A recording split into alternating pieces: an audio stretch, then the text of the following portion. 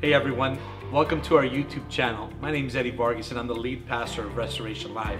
I'm just praying that today's message minister to you in a very powerful way. Take a listen. In 2 Corinthians chapter 6, verse 14, it says, "Do not be unequally yoked with unbelievers. For what partnership has righteousness with lawlessness? Or what fellowship has light with darkness?" And babe, what were some of the things that really jumped out to you from last week's message? I think it was such an awesome message for like our young people that are single people, I would say. You know, I just think it was awesome that they spoke about not only like both being Christian, but also in your walk with Christ, where they were and stuff. I think that was very important because some of us think, oh, he goes to church, I'm good, or she goes to church, I'm good, but we don't know their relationship levels, so it's really good to be connected and on the same page. Absolutely. Yeah, that was one of the biggest things I got to was understanding maturity and where you're at, because we'll do that. We'll try to do a quick check off the block. Like, okay, they met that one, sweet, we're good to go. And people will hop into a relationship but not have the same ambition, same drive, same motivation to pursue all the things of God. And I think that was very important what they highlighted. And one of the things that they were talking about too were about the people of Israel in the Old Testament. So after the Israelites, they left Egypt, they immediately began to struggle remaining faithful to God. They struggled in their obedience. Not even weeks after getting free from Egypt, they were already messing up, complaining, whining, all the way to the point where they felt the need to build a golden calf. I don't know how I would feel about that. Like, imagine you go to San Quentin, right? And you set a whole bunch of prisoners free. Like, y'all ain't got to make Jordans and sneakers for nobody. No more, you're free. They go to the valley, and instead of thanking you who set them free, they build a statue of somebody else. You would feel a certain way about that.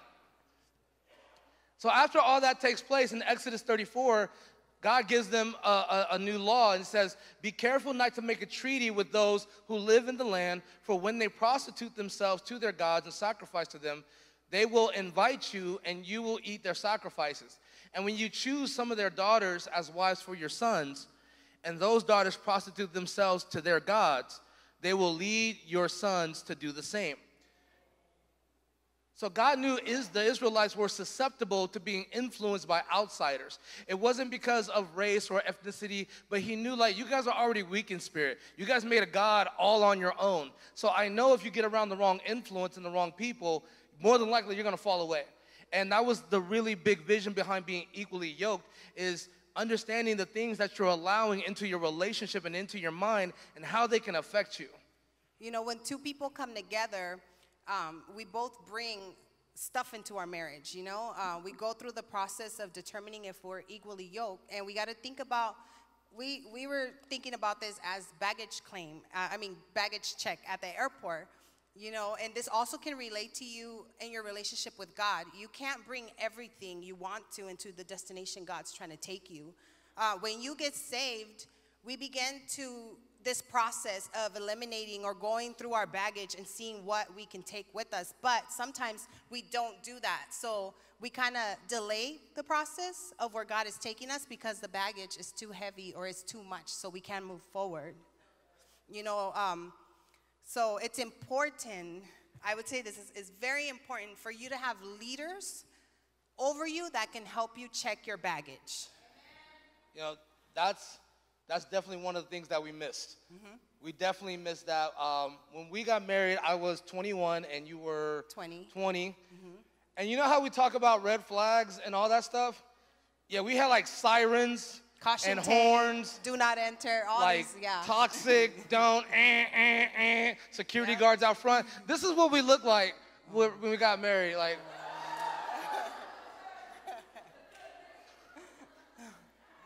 like, it was so funny. That's the day I met her family. I don't know what I was. Yeah, it was. I remember, yeah. Okay. Oh, man. Like, she told her family I was black, but she didn't say, like, he's black. Like, he's music video black. Oh.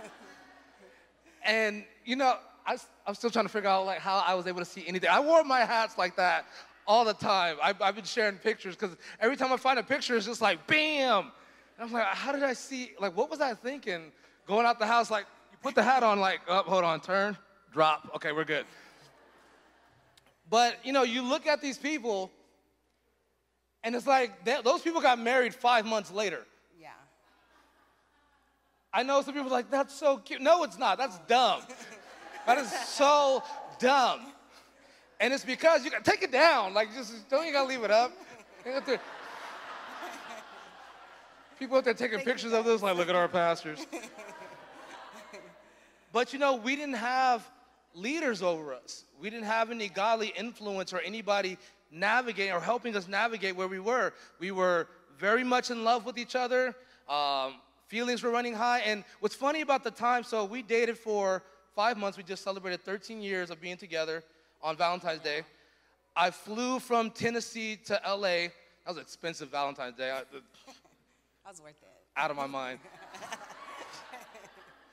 See what infatuation make you do. So I flew from Tennessee to LA. We started dating. 5 months later, we got married. During the time we were dating, we were only around each other 2 or 3 times. Because I lived in Tennessee, she lived in LA, and then I moved to Washington. But we just like, you know, we want to be together, whatever, let's get married. And everybody goes, oh, and I go, dude, that was so dumb. Yeah. I even asked my mom, you thought it was a good idea? She's like, no, but you weren't going to listen, so. I was like, wow, nobody tried to stop them. Nobody? Yeah, not weird. But you know, if we would have had the leadership around us, one of the things that leaders can do, and this is how they can help you, and it doesn't matter where you're at age-wise. I know some people in here like, hey, I'm older. I don't think I need that anymore. Some people, you might be already married and in your relationship. And so I want you to be able to take from this message and say, who's around me that I can deposit this into or I could be a leader for? Because the leaders around you who can provide that godly influence to you, first they're going to help you with your individual development. I cannot stress how important it is for you to grow into your identity being single. Yeah. Enjoy being single. Like, I'm happy I'm married now. Don't get it twisted. I'm so happy I'm married because, like, it's some weird stuff out there. You don't know who's a girl and who's a guy no more. Noses come off. Eyelashes like butterflies. It's weird. Like, it's just too much. But developing as an individual first is so important. Then when you know, like, okay, I identify somebody. They're living for God. They're pursuing the things of God. Now we want to come into a courting and a dating relationship with each other. Place a leader over that to give you guidance with that. You don't know everything about dating. You don't. We definitely didn't. But having somebody who can help navigate it and keep that dating, courting relationship healthy is important. Yeah.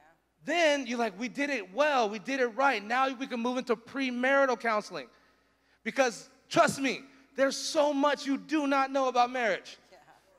Yeah. Right? And like, I wish I wish I would have had somebody to teach us and guide us. It would have saved us a lot of headache and a lot of stress. Yeah, when we got married, like we were saying, we skipped all of that. Like, and later we were struggling trying to move forward in our spiritual walk and also in our journey together as husband and wife. And it was because we didn't have that accountability. Nobody taught us how to, you know, well, we're going to touch on like stuff that we brought from our past, but it was just, you know, we packed things that we weren't supposed to pack with us. We were taking advice and doing things that it didn't even apply to our relationship. Yes. So the title of this message, if you're taking notes, is Baggage Check. Baggage Check. And the first point is this. First point is parental packing. Parental packing. Now, how many of you've ever had a bag packed by a parent before? Or you've been a parent and you packed a bag for your child? Show of hands. Show of hands, you packed a bag? Yeah. Okay. So, what do parents do when they pack bags? They overpack. They put so much stuff in the bag. It's middle of summer. Take your rain jacket. I'm going to Palm Springs. You never know. It's 2 days. Why do I have 20 pairs of socks in here? You got to keep your feet dry. Mom, they have food there. No, you might have allergies. You need to take all these snacks and all this stuff with you. And all these extra things. Then we pack a bag so heavy, the kid can't even carry it. And like, I can't take this with me. And all the other kids are looking at them dragging this heavy luggage. Like, we just went to Camp Elevate. And I specifically said, sports bag, backpack. And kids show up with full-on world tour suitcases. Yes. And like, my mom did it. Like, parents tend to pack in extra stuff. And what's interesting about this, in the same way, parents deposit a lot of emotional things that are extra and that aren't very helpful to your relationship with your spouse and often your relationship with God. Because parents, you're giving things from experience, and both the good and the bad. And then there's also the traditions. Y'all, my Latinos, like, yeah, we got traditions. And all the different ways that they were taught by their parents. Yeah, you know, for me growing up, I grew up in like a traditional Mexican household. Dad goes to work, he provides, he does, you know, he just goes to work. My mother stayed home, and she did everything else, cook, clean, raise the kids, everything, right? And so, you know, it was just very different. This is what I grew up watching. So when I went into marriage, this was my expectations. I need to have the house clean. I need to have dinner for him. I need to do all these things. So it was like kind of like a textbook marriage. Like, this is what I came to. Like, this is what you're going to do because what you watched doing, you know? And so my dad, he was very, how do I say it? He was like a macho, you know, like he didn't show emotions. You weren't allowed to cry. You don't say I love, or he would say, you know, I love you because there's food on the table, you know? And so that was me. It was like, okay, cool, like he loves me, okay. And that's what my example was. And then thinking about it, I'm like, a lot of people have the same perspective of God. Because, you know, they're like, oh, because I'm alive, he loves me. And no, like, if you really dig in and you go and build a relationship with God, you would know that he loves you. Like, he will not only provide for you, but he will comfort you. He will bring healing, and he will bring restoration. You know, and these things I didn't know because of my example of my father, my parents. I mean, they were great parents, but they were not good at their marriage. Yeah, and for me, it was complete opposite. So like, for as long as I can remember, my parents were separated. And then my mother, she passed away when I was 10. So I never really saw a married family on a daily basis. And my example became TV. What I saw on TV, Uncle Phil was my dad. First things first, rest in peace, Uncle Phil, for real. But you know, and so I drew from TV and movies, this is how a man should be, this is how a husband should be. And that wasn't really helpful to our marriage. You know, even though we had individual beliefs, I grew up with a lot more freedom and a lot more independence, because even though I did have my dad, he wasn't really father. He was more older friend when things were going good. And so a lot of the examples was more so like, you know, when you're with a girl, just make sure, you know, you wrap it up. That was it. And make sure you talk nice to her. And you always respectful. Like, he gave me some good points, but a lot of things were very worldly. Like, and they weren't long-term helpful. And then, you know, we have traditions and then methods of running home. Now, when we first got married, this wasn't even an issue because we were so in love when we were in that honeymoon phase, that infatuation phase, right? Thank God social media wasn't really around back then, because we would have been like selfieing it up. Like, it was crazy. We were so in love with each other. It really didn't come into effect until we had a child, and now you really have to learn how to run a home. Yeah, that was crazy because, like he was saying, you know, after the honeymoon stage goes away, you're like, oh, man, like, I really have to work at this. Like, and bringing a child into the dynamics, it was, like, crazy. We were like, oh, my gosh.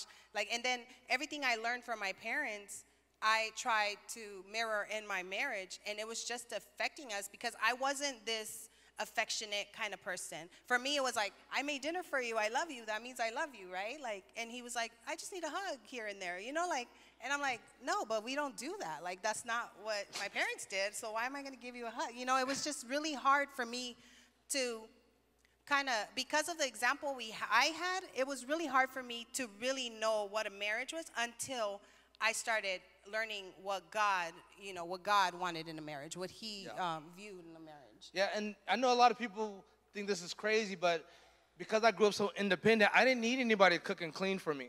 When I was in the military, I could do that myself. I've been cooking since I was like 6 and washing my own clothes around the same age. So I didn't need that. What I was lacking and what I was really drawn to was, because I'm the kind of guy, like I'm the hold your hand in the mall while we're driving with both our hands on the shifter. And, you know, I got the romantic playlist of music. I was the hopeless romantic, like, to be honest. Like, I could write letters and poems. I know you guys look at the picture like, nah, not that dude. Whatever. Yeah. But what I gathered and what I learned from watching TV, a lot of my love and affection was very superficial, meaning I could only do it if I felt I was being loved. But the true love, the godly love happens when we're struggling. What happens when we're not on the same page, we're not vibing? Can I still give you that love? Am I still gonna come give you that affection? And I realized later on down the road, I wasn't there because that was never rooted into me, because that's not what I received from my parents and from my example on TV. You know, we had to learn, what does God want our relationship to be? And how do we model that? Because what we're getting from our parents isn't sufficient enough. Go ahead, read that scripture, babe. So Ephesians 5:31 says, "Therefore a man shall leave his father and mother and hold fast to his wife, and the two shall become one flesh." Verse 33, "Let each one of you love his wife as himself, and let the wife see that she respects her husband." Now, the purpose of this type of demonstration of love and respect is to reflect how Christ loved the church and how the church honored Jesus. This is the same example meant to be established in the home. Prior to being married, single people should already see this. So when you're single, ladies, you should be looking for a guy who's already doing these things. Not like, let's get together and then I hope he does it. Yeah. Guys, you should be seeing a person who's honoring and respecting and promoting that. So as a single man, I should be loving Jesus by my actions and words. That's what Teresa should have been seeing from me. And as a single woman, I should be honoring Jesus with my actions and my words. You know, it's in marriage, it's hard. I know Pastor Eddie and Pastor Roxanne touched on it last week, where the man is the priest of the home. But I'm just gonna say this, if you're the man of the household and you're not following Christ, you're not getting led by our Father in heaven, it's gonna be very hard for a woman, for your wife, to be like, yes, I submit to you, I honor you, Facts. I'll go with you wherever you go. Facts. Because I'm not seeing the love of Christ. I'm not seeing, you know, this person that is hungry for God and is going to lead me towards our Father. So it will be very hard. Yeah, I mean, you have to establish that example through Christ. You know, I know a lot of people in this room, when you go through problems, you hop on the phone and call your parents. Mama, he's doing this. Dad, she's crazy. She's tripping. And then the advice sometimes that they give you is not words of wisdom coming from God. And therefore, you're bringing in extra baggage into your relationship that is not healthy for you. Yeah. That actually delays you and delays where your marriage and your relationship would be. Just because they're your parents doesn't mean they're your prime example of how to love your wife. It always starts with Jesus. Jesus is your prime example on how to love your spouse. In addition to the baggage that we bring in from our family and our parents, there's also borrowed luggage. Our second point is this: borrowed luggage. What is borrowed luggage? Have you ever borrowed a bag of luggage from a friend? And then in that bag was extra stuff, even questionable stuff, where you gotta like, my guy, I know you don't wear thongs. You wanna tell me something? You know, or you ever put your hand in, like the lotion busted in the bag, you're like, yeah, what the heck? You know, that's borrowed stuff. And what we're thinking about behind this is we're often influenced by our friends, our coworkers, and our peers. And they're putting in their own input into our relationships. Yeah, the things we learned growing up, like at school or past relationships or things, just other people we observe, they connect to our lives. Sometimes without knowing it, they influence our life. And you're just like, kind of like, well, I've seen it somewhere. This is how it's supposed to be. So we really have to be careful about allowing those things to come into your relationship, not only with your spouse, but with God. Because some people, you see different people and you're like, oh, they're Christians and they're doing this. It's okay. But no, you really have to seek God, and you really have to get to know him so he knows, so you know what he wants in your life. Because whatever he wants for, well, now we're together, but whatever he wants for, you know, Lena, he doesn't want for me. So I have to seek God and know what he wants for me individually. Sorry. Oh, and now, okay, so we know the Bible gives us many instructions about the company we keep. 1 Corinthians 15:33 says, do not be deceived. Bad company ruins good morals. Proverbs 13:20 says, whoever walks with the wise becomes wise, but the companion of fools will suffer harm. Proverbs 22:24 says, don't hang out with angry people. Don't keep company with hotheads. Bad temper is contagious. Don't get infected. You know, as we were going through this scripture and I'm reading this one, it really jumped out to me, and I looked at it multiple ways. And this is one of the big ways, is an angry person is an emotional person, right? Yeah. An angry person is an emotional person. And sometimes we have way too many emotional and confused people in our lives that influence our relationship with God and as a couple. Yeah. Some of you guys, the first thing you do is talk to your homegirl when something's off, and they're like, Miss Emotional, Miss Drama. Oh my God, you know what that means, right? I can't believe, like, the text says, okay. Like, girl, it says, okay. He didn't put no emoji behind that or nothing.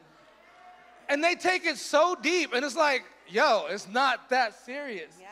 Like, it's not that deep. And some of you guys got these people at work, they're your coworkers, hyper emotional over everything. So-and-so got a card and I didn't. Oh my God, nobody likes me here. The whole world is falling apart. Like, you're not on Facebook, so we didn't know when your birthday was. That's the only reason I know when people's birthday is. If you're not on Facebook, I don't know. I'm sorry. But we'll take things so deep and get triggered so much and driven by our emotions. And then these same people you talk to, you should just end it. You should just go get a divorce.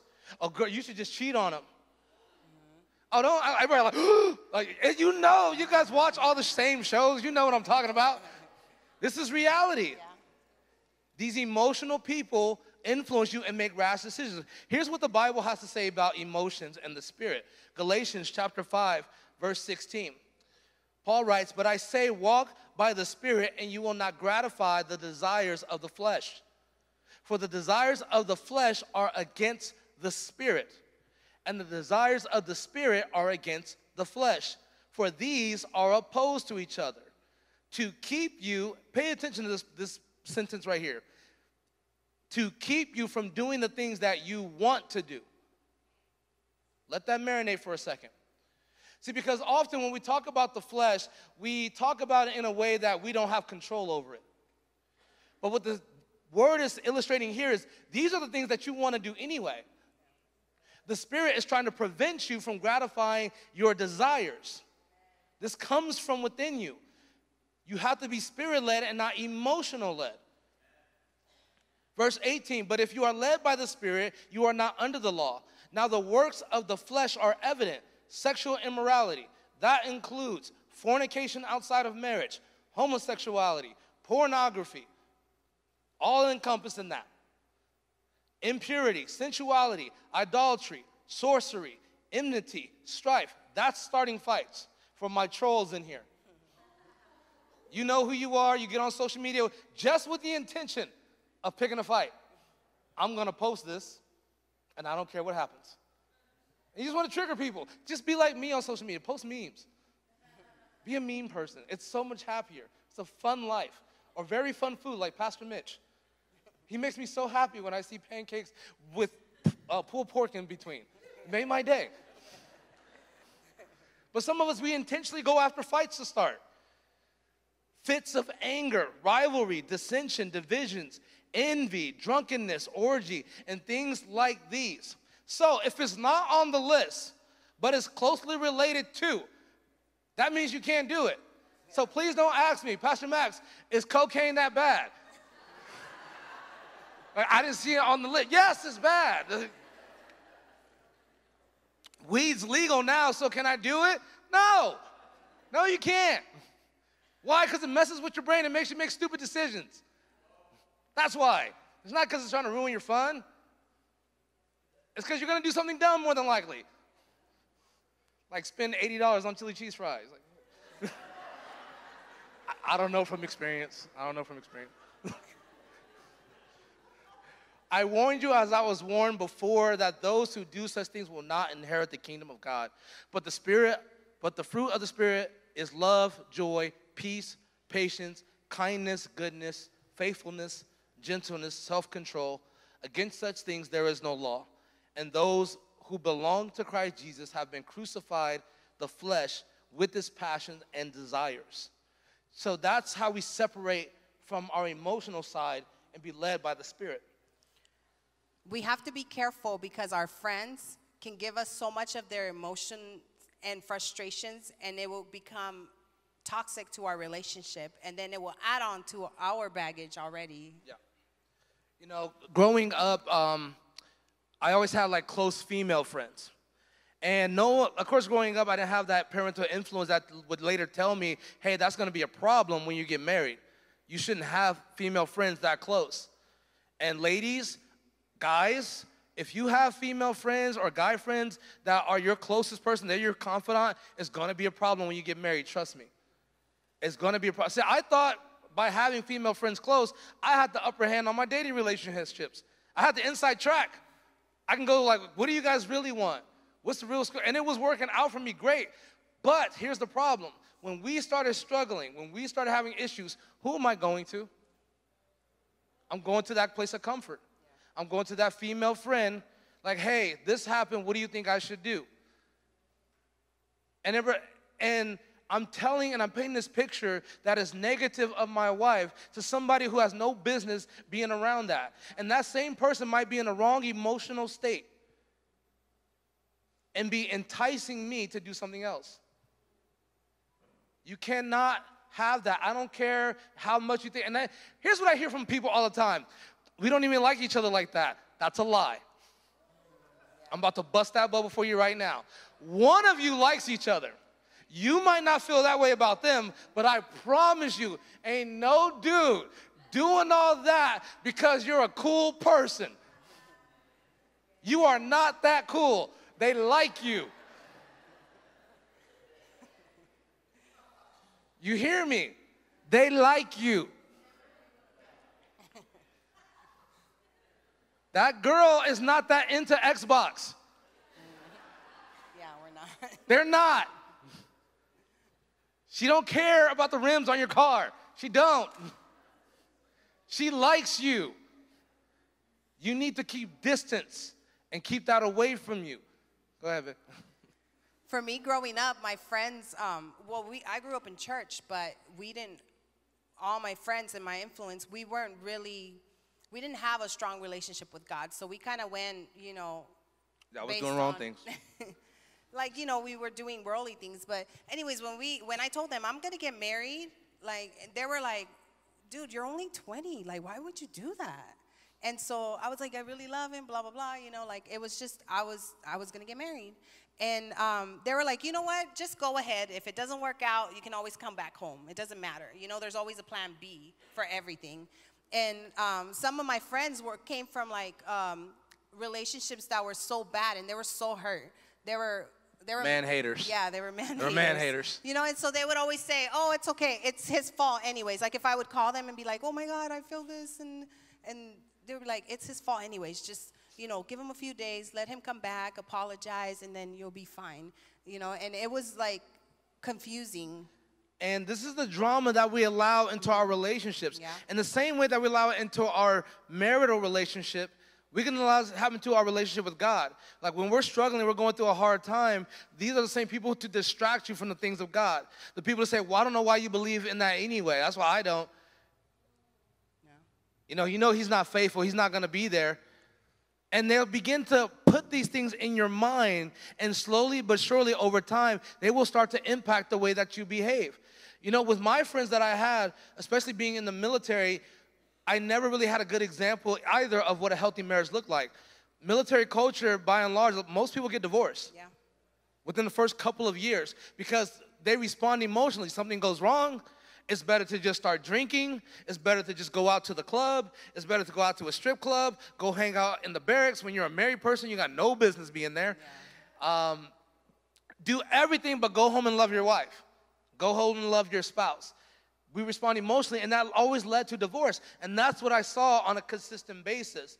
And so having all these friend influence, this borrowed baggage that we're trying to bring in, choked our marriage. Yeah.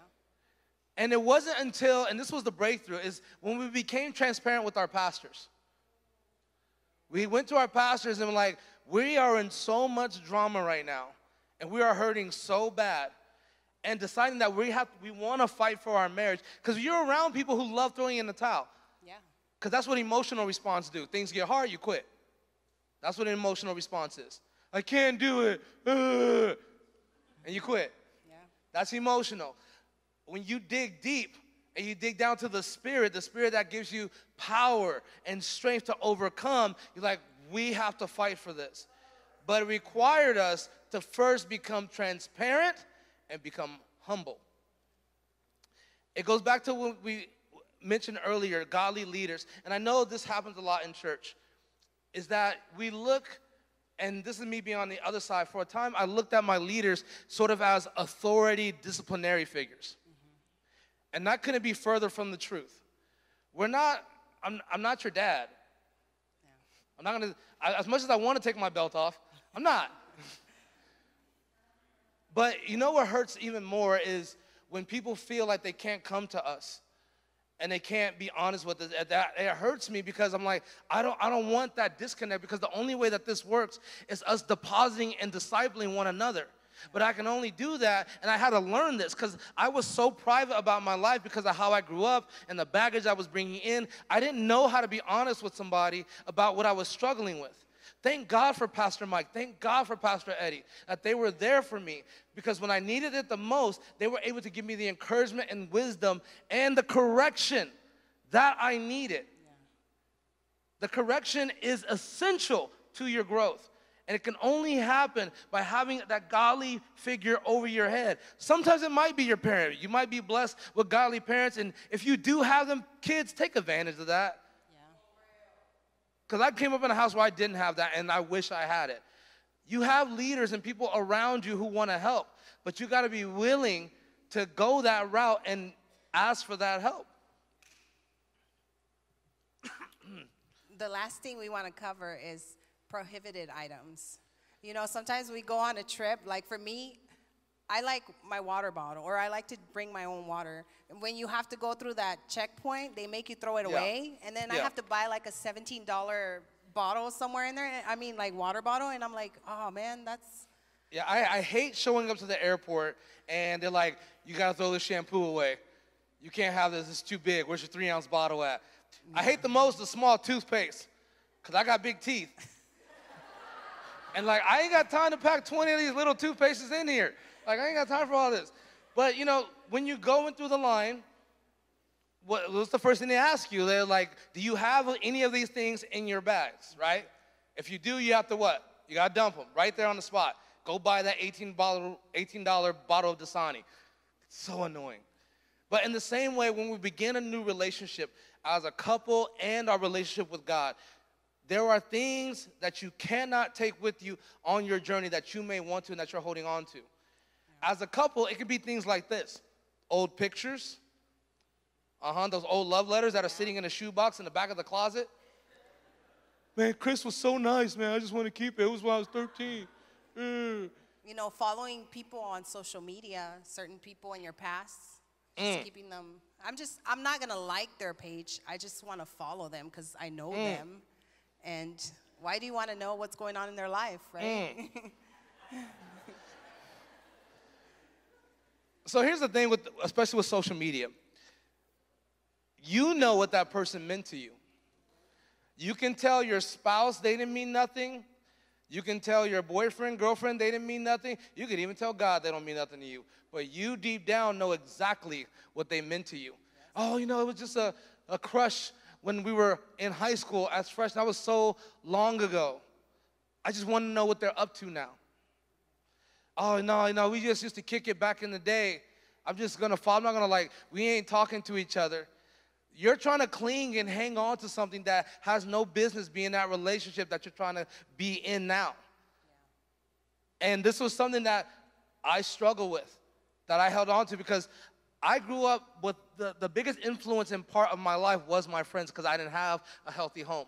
So my friends meant the world to me, guys and girls, and I wanted to hang on to them so much. And some of them had a deeper meaning to me more than just, that's just my friend. And I kept those things around.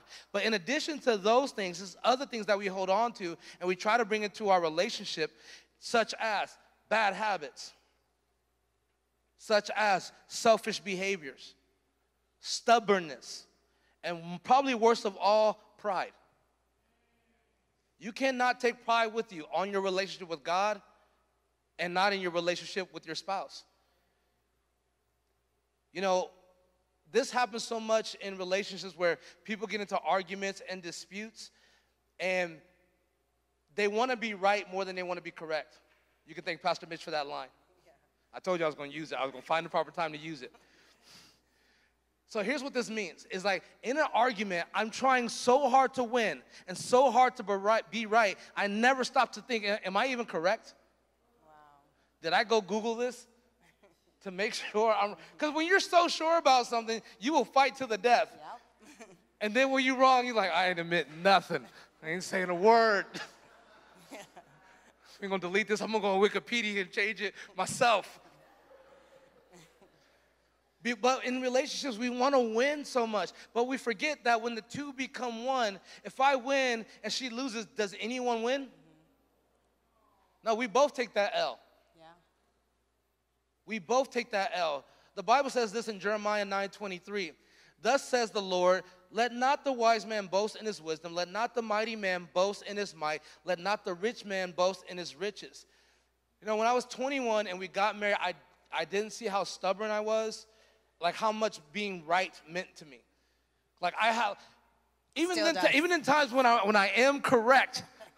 But sometimes when you're correct, you need to learn to let stuff go. It's not that deep. That's why it's the whole series. It's not that complicated. Some stuff you just need to let go. But for me, if I know I'm correct and I'm right, I'm like, no, you have to see what I see. It has to make complete sense. And as a 21-year-old young man, you don't get, for a woman, it doesn't matter. It matters how she feels. And I'm like, that's not fair. Facts make sense. Math is math. That's how it would be at home. But then, like, I didn't understand, like, I was always trying to give my 2 cents, because sometimes she would come home from work or whatever thing, and she just wants to vent. But I'm trying to solve the problem, because I'm like, this is not even worth a 20-minute talk. Like, we can end this, like, I already got the answer, load it. And I'm like, boom, do this. She's like, no, it's not that. I'm like, yeah, it is. No, it's not. And then we're at a loss with each other. And then she gets mad and she gets hurt. You talk about your stubbornness. What? Oh, don't.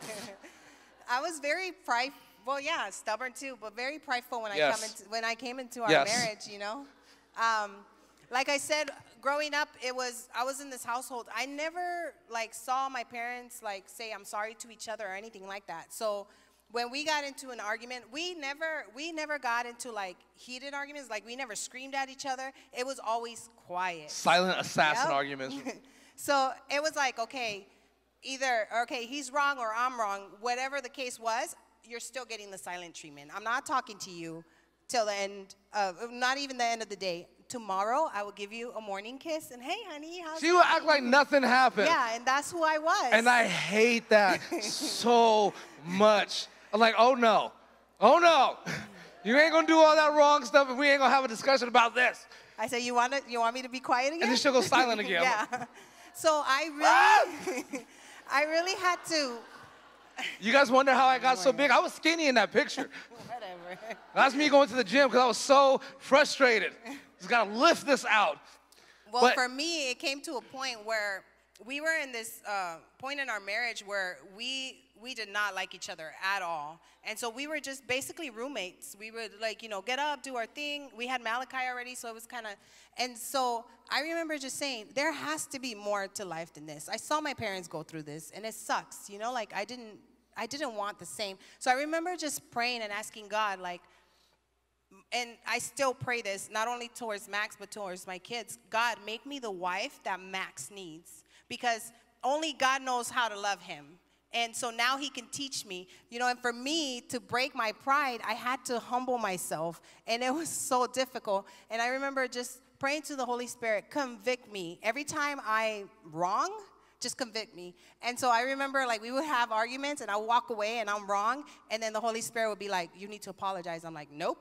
Come on, and Jesus, talk to her. And then the Holy Spirit would be like, no, you need to apologize. And so I'll be like, fine. And I would walk around and go back to him. And I'll be like, God, I don't know how to apologize, because I never heard that from my family. I'd never heard that. So I didn't know how to do that. So God really had to teach me to humble myself and teach me how to be the wife that Max needed. So Proverbs 11:2 says, when pride comes, then comes disgrace, but with the humble is wisdom. Yeah, and pride is what nearly destroyed our marriage. Mm-hmm. See, because I didn't address an insecurity that I had, I acted out of emotion, which led to sinful behavior.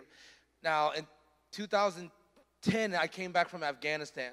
During the course of this time, right before I left, about a month before I left, we had Malachi. And so over the course of the year, Teresa was a brand new mother alone. And I was on the other side of the world dealing with everything I was dealing with overseas. Even though we talked to each other during that time, we spoke frequently, we were two different people when I came home.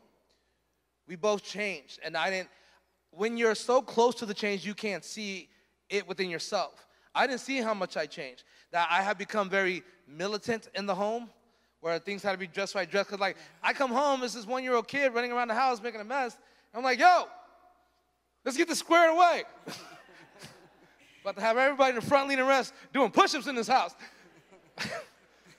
But I was a lot more intense. I was a lot more aggressive. I saw it later. I didn't see it at the time. And because of my behavior, it put her at a distance. Because when I'm trying to come around her and be nice and affectionate like I was before, now she's pulling back and she's resistant. So our intimacy, both emotionally and in our communication, dwindled greatly. Now I'm tripping out. I'm like, yo, what the heck is going on? Why is she acting like this? So I go to my friends, my boys in the military, yo, what's going on? Because all my friends, like, you guys got the best relationship. Because we're all lovey-dovey. It was always fun, always good stuff. And now it's weird. And so I'm telling them this. They're like, oh, dude, not to put anything in your head or nothing, but, you ain't no telling who she was with when you was gone. And I know you guys are like, yo, that's shady, shouldn't do that. But here's the reality in the military. Guys were having this happen to them while overseas. But they would be on social media and see their wife with somebody else. They would come home to women who are pregnant with kids that are not their own, in their own unit. Yeah. This was a regular thing. This is the culture and things that would happen. So it wasn't so far-fetched for them to say it. And they were just like, yo, I'm just looking out for you. You're my boy. I don't know, but that's possible. But what I should have been doing is going first and foremost to my leaders, my pastoral authority over me. I should have been humble enough to admit that I'm hurting. But I didn't. My pride was so big, and I wanted to protect my ego. Because of how I grew up, I was like, I'm not going to allow whatever she's up to. I let that thought get in my head. I was like, I'm not going to let that get to me. I'm not going to get hurt by this. Instead, I'm going to go to that female friend who was showing me attention and stroking my ego. The one who said, you deserve better. The one who said, I would never treat you like that. The one who said, you're a hero. That's who I'm going to talk to. Because they made me feel good. They fulfilled an insecurity that I had when I couldn't just flat out admit and be humble to say, I'm hurting. I miss you. I need this affection from you. I didn't know how to communicate that. And that's where pride got in the way. And in the same way, it gets into our relationship with God, where you're hurting and you're struggling and you're trying so hard to prevent that and show that you're not hurt. God can help you.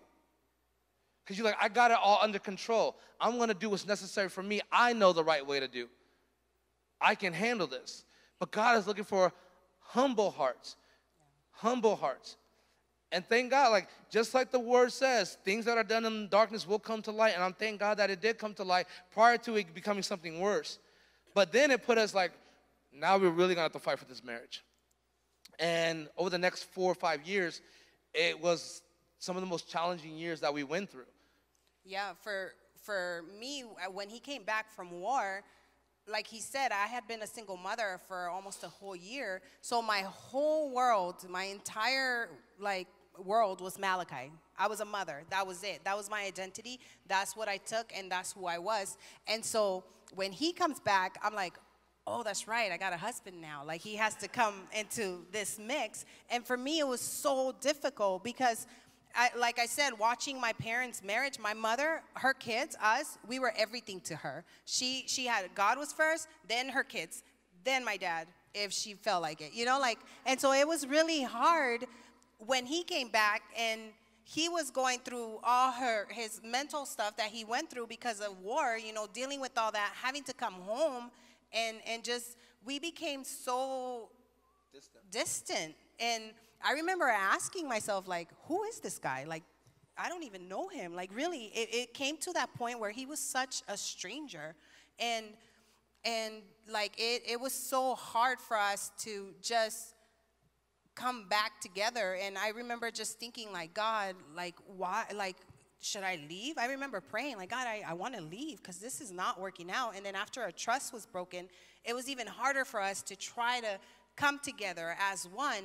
And, you know, God is just so good because even like for us, when we lose ourselves, when we don't know where we're going and we feel like, oh man, I'm a totally different person now, God's love is still the same yesterday, today, and forevermore. He will take you back and he will restore you and bring you back to the place where you're supposed to be, you know, but we have to surrender ourselves to God.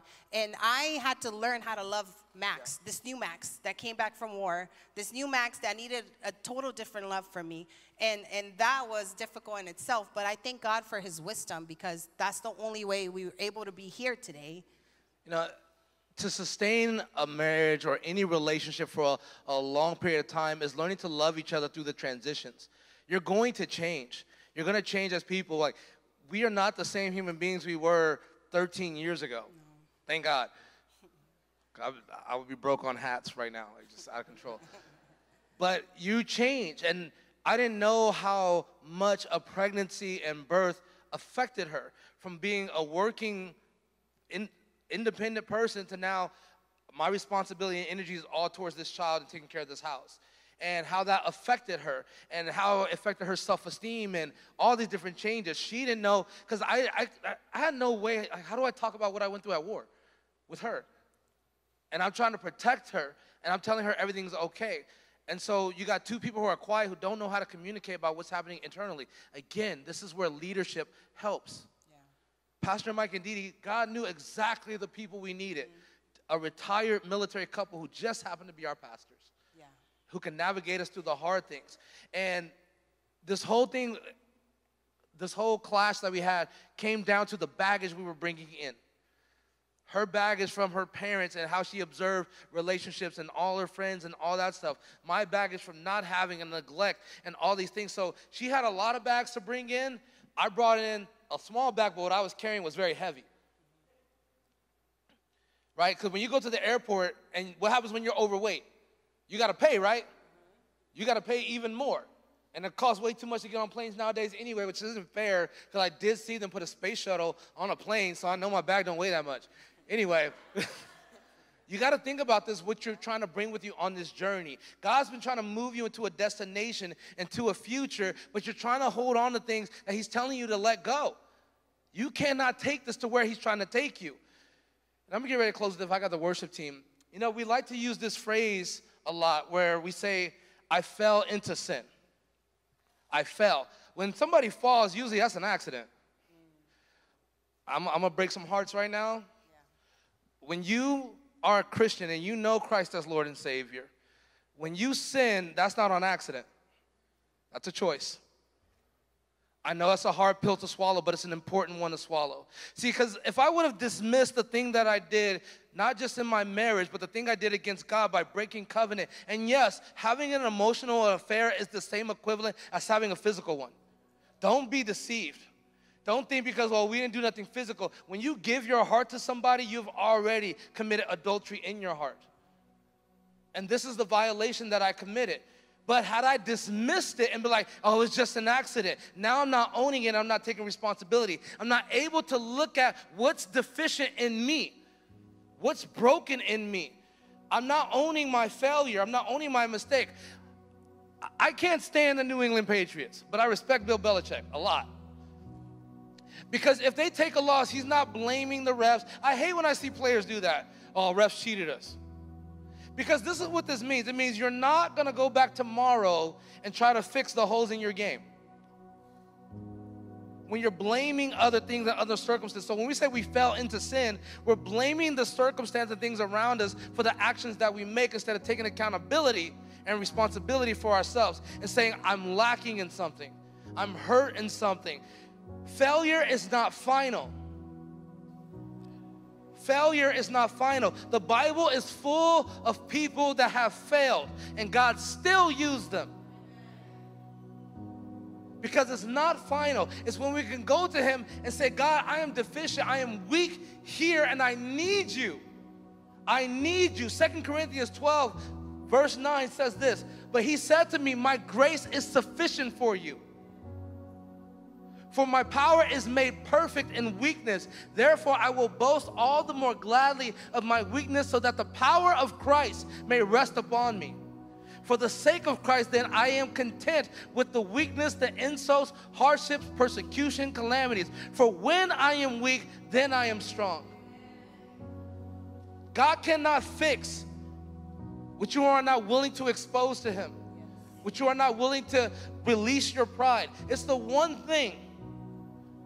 It's the one thing that's blocking you from getting to the destination God's trying to take you to. That pride, that ego that you're holding on to. All those other things can be moved away easily. But if you got that weight of pride attached to you, you're not going to go where God's trying to take you. You're going to pay the price. But God's telling us, I don't want you guys to pay the price. My son already paid the price, but you need to let it go.